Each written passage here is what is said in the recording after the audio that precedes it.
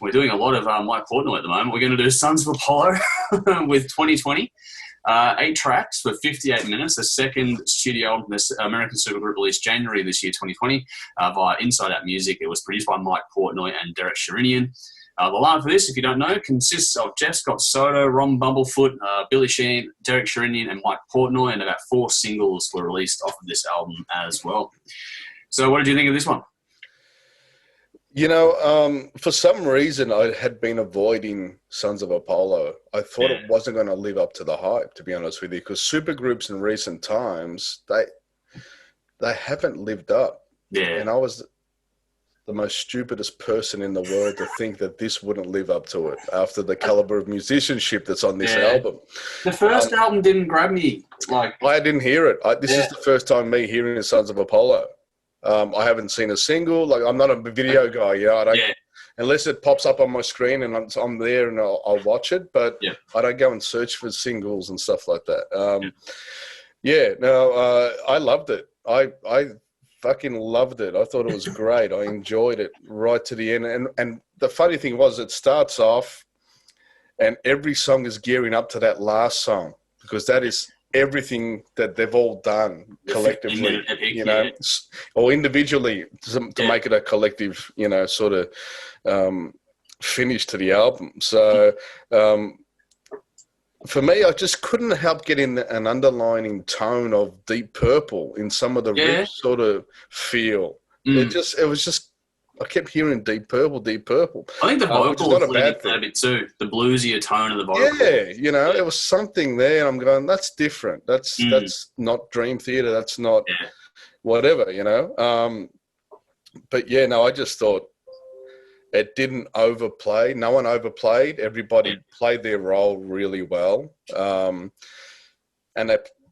when they did do there's some more bass stuff at the end, little solos and stuff. And but when they did play, Jesus Christ, it was good, King of Delusion, that piano in that song, the intro, and then I think it's about 3/4 of the way through the song, he does another interlude of stuff. That was just, wow. Yeah. That was magical, and I've forgotten how good he was, because I'm probably like Nick. I still think Derek was the best keyboardist for Dream Theater. Yeah. I think what he did in his brief time there was fantastic.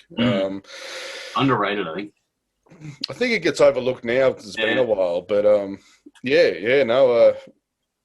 fantastic album. I gave it a 10. I couldn't fault. I'm having a good couple of days. Yeah, having a good couple of days, eh? I am. Musically, I'm great. It had, if you like Dream Theater, Symphony X, and even like the latest Vanishing Point, which we just touched on recently, that's a combination of all these bands into this band. So if you like melodies but you like heavy grooves and some technicality in parts, it wasn't very technical overall. It was just some parts was like, hang on, we can do maybe this would kind of like give it a bit of an interesting sort of outlook here. It was great. I loved it. Standouts for me were Wither to Black, Asphyxiation, Resurrection Day, and King of Delusion. Cool.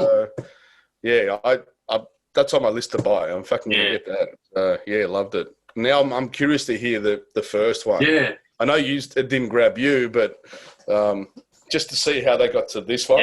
Yeah. Don't let my opinion put you off of it either. Remember that I find it harder to get into these sorts of ones a bit more with the more proggy element underneath it all.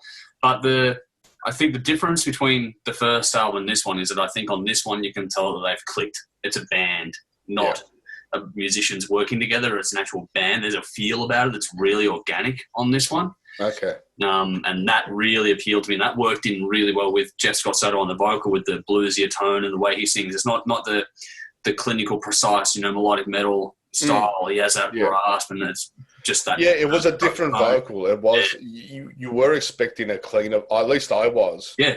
Something along the lines of a Bruce Dickinson or a James LaBrie, but it wasn't quite that, which gave it another good twist on it as well. So different. It made it different. Makes it stand out, and it makes it work, and it works really, really well for mine.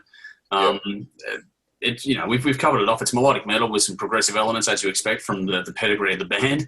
But the bluesy voice does make this a really cool combination of worlds, I guess. Having a more blues-oriented vocal with this sort of music is a nice... I love the gear change on that. It makes this one jump out from the pack in a big way for mine. I love the production. I thought there was great depth and some glorious tones on this. I loved how everything has been captured and mixed on this. It was warm. It wasn't. It didn't. It sounded like a vinyl. As funny as that sound, it was very warm to the ears. Yeah, it was nice. It was change. So. I thought at times the bottom end might have been a bit too much, but it does have that warm vinyl kind of effect on it too. And why that I think they did that. And my main criticism on things like Dream Theater, for example, is how clinical it all is. And this doesn't have that clinical, sterile kind of production. This has that warm, it all bleeds a bit, which is really nice on I like that kind of mix. I thought the lyrics were fantastic, some great storytelling on that. The vibe and the mood on this was fantastic, and it shifted nicely from song to song. It's aggressive, but it's really nice and melodic and beautiful at the same time. It has all those things sort of mixed into one big pot, and it just goes really, really well. Like I said, the first album didn't grab me because I probably was too much of the case of musicians working together as opposed to being a genuine band, whereas you feel like now if they were just jamming in a room, you reckon they'd knock something out like the 15-minute epic was something that was organic to them, didn't sit there write down all the theory and stuff, they just played. And that's what it feels like on this one. I'm really curious to go to the live album now that they've put out, to see how that, is. I don't know if it's on the back of this one or on the back of the first one. I think it was on the first one before this one, yeah. Okay. But it'd be interesting, the progression from when they recorded to taking it to the stage to get into this album. So I think they've even acknowledged that they fear the chemistry is much more gelled now with it all being, because that's the thing with, you get a bunch of musicians or supergroup and put them together and they're all really good, but getting that connection to flow and jam off of each other and vibe, that's a different thing. I think they've got it now. I hope it's a long-term project. I hope it's something that they go off and do things, but then they come back and make this sort of like a part of a mothership, per se. Yeah, I'd like to see more on the back of this album. I would like to see much, much more from this. I think the points that stand out about it will make this one really interesting, and I want to hear more of it now. I've gone through this one. Overall, it's ballsy, it's heavy. I like the track order on this as well. Like they put that piano part right at the right time, and the 15-minute pick at the end is good as well. The diversity is cool. Like the heaviness in the slower songs is really a palpable thing. It's nicely done. That's where they used the piano too. They really built this vibe, the mood of the songs. It wasn't just heavy with the riffs, and it was heavy in the atmosphere and the way it sounds. It was really cool.